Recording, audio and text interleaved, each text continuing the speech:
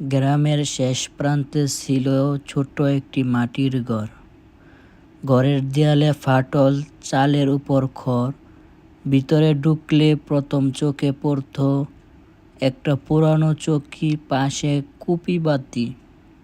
এই ঘরের মানুষটা প্রতিদিন ভোরে মাঠে যেত, কাজ পেলে কাজ করত, না পেলে নদীর ধারে বসে থাকত।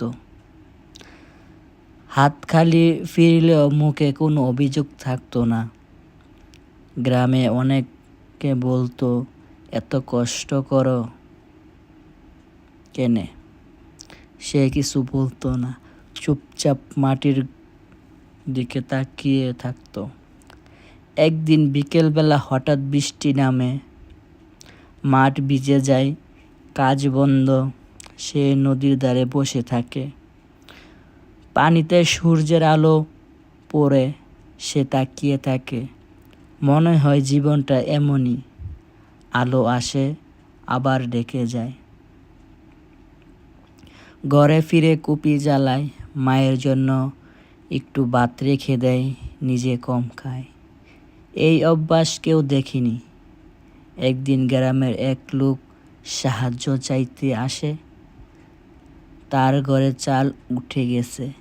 সে মানুষটা নিজের ঘরের খড় খুলে দেয়, কেউ জানে না।